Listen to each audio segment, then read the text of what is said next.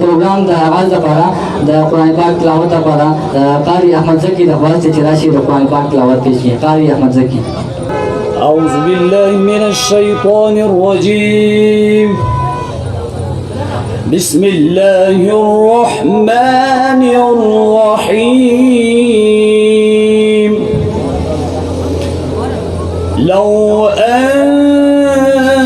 أنزلنا هذا القرآن على جبل لرأيته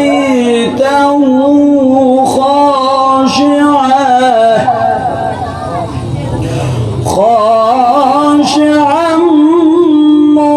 متصدعا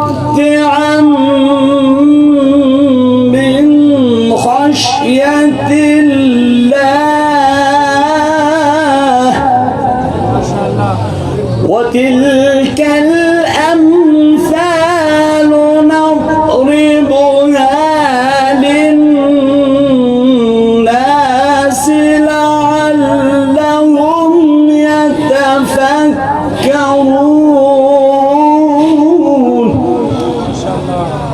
هو الله ما شاء الله هو الله الذي لا إله إلا هو عالم الغيب والشهادة. ما شاء الله عالم الغيب والشهادة هو الرحمن الرحيم.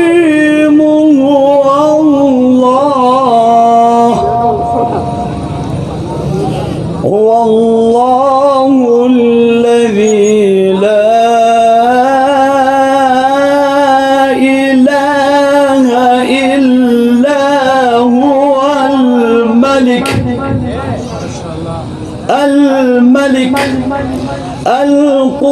القدوس السلام المؤمن المهيمن العزيز الجبار.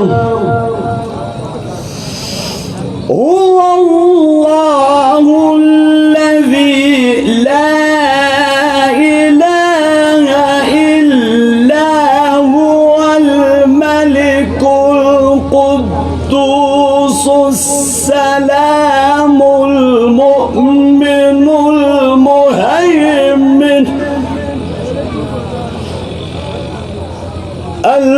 المهيمن العزيز الجبار المتكبر. سبحان الله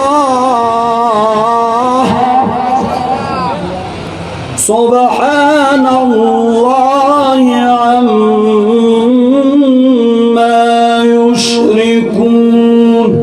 صدق الله العلي العظيم.